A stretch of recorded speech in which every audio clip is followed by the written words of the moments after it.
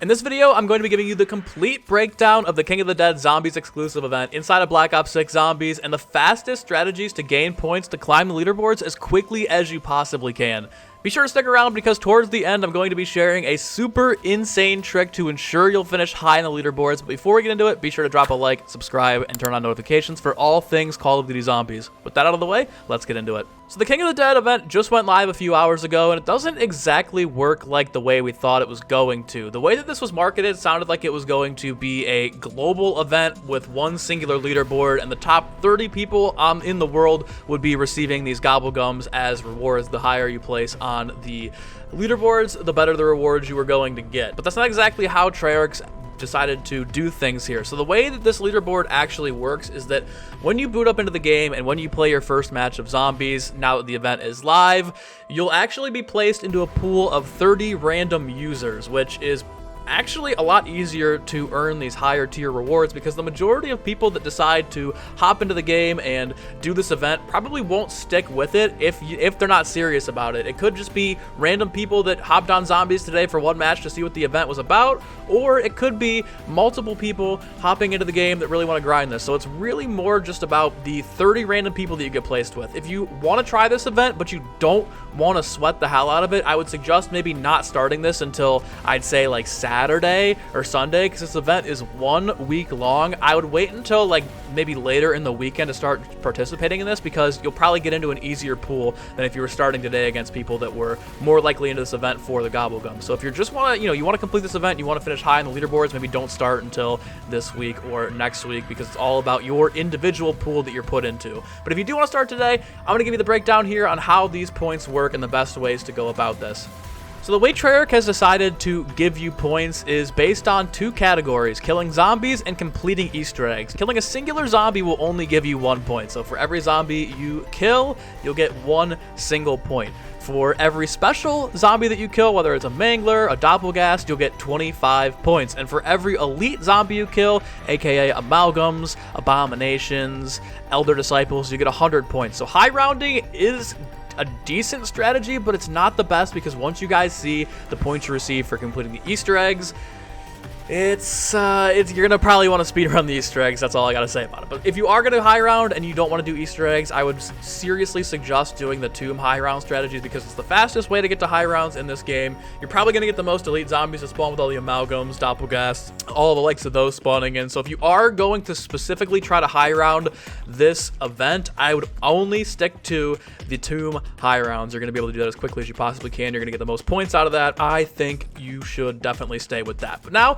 let's get into the Easter egg reward breakdowns, because it seems like this event, they really want you to do the Easter eggs in order to get points quickly. So on Liberty Falls, if you complete the Easter egg start to finish, you'll be rewarded 3,500 points. The next highest earning Easter egg reward is the Tomb, coming in with 6,000 total points for completion.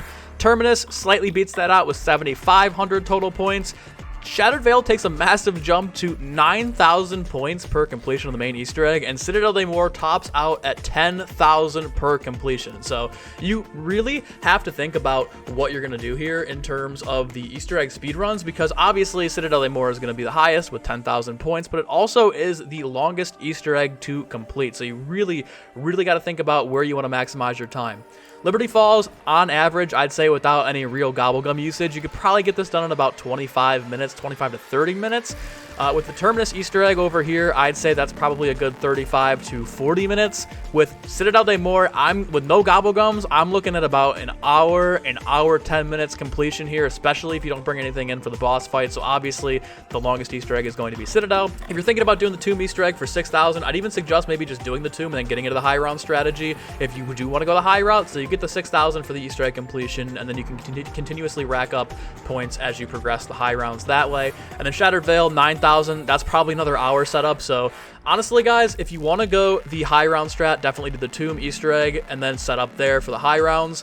If you want to go the Easter egg strat, you can either just do Liberty Falls on repeat over and over again, but even then, like, let's say it takes you an hour to do the Liberty Falls Easter egg twice, you're only going to be getting about 7,000 points versus just doing Citadel for the extra 3,000 for the points there. So again, if you are going to go the Easter egg route, I would highly recommend doing Citadel de Mor here to get the most points. Now, there is a kind of a glitch, and Treyarch, if you're watching this, I would definitely see if you can patch this tomorrow before we go into the weekend here, so it doesn't completely ruin the leaderboards for most people here. But if you do decide to do the Citadel Daymore Easter egg, there has been a way to save and quit the boss fight to ensure you get multiple attempts if you're just beating this, you know, on a random day. But here, unfortunately, with this event, if you get to the end of the boss fight, you pick up the amulet, and then you save and quit, you'll get the 10,000 points for completing the boss fight and the Easter egg, and then when you spawn back in, you can go through into the boss fight again. So I would...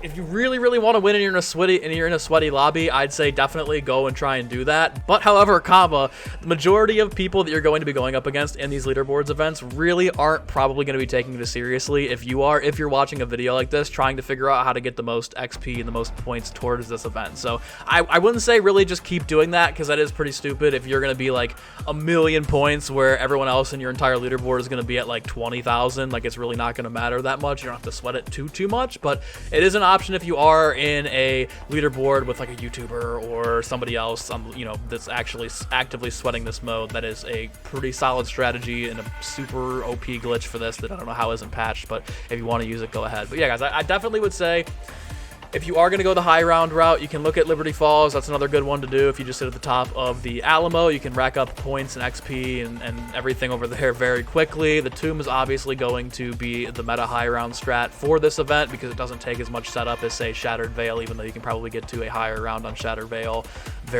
more easily than the Tomb.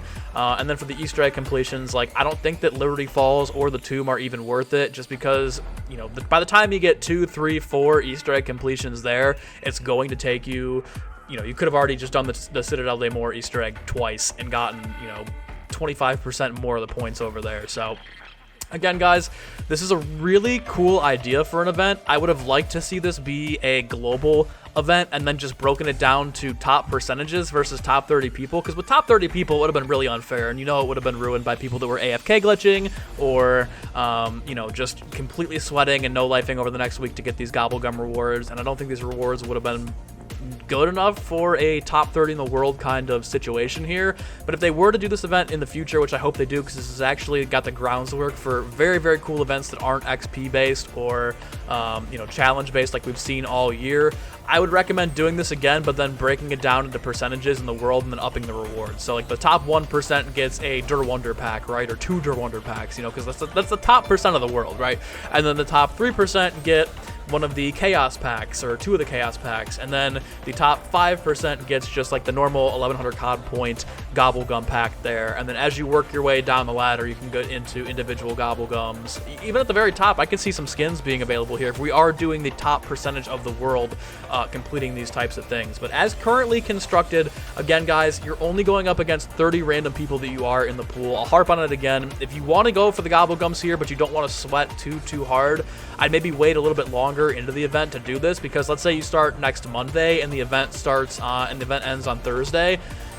You'll have 3 days against players that probably are just hopping on once to casually play and then go for the Gobblegums. You should have no problem getting like at least the top 5 in your bracket versus, you know, starting today and having people that actually want to grind this event and try for these Gobblegums that are going to be playing all across next week trying to get these rewards unlocked. But again, highly recommend, if you're going to go for the high rounds, do the Tomb. If you're going to do the Easter eggs, I would just run Citadel on repeat. And if you're in a really, really sweaty match and you really want to sweat out those gums, you can just do the save and quick glitch. It's not really going to matter. But anyways, hope you guys enjoy this video. Let me know in the comments below what you guys think of this event. Be sure to drop a like and subscribe if you are new to the channel. Stay hydrated. Have a good rest of your day.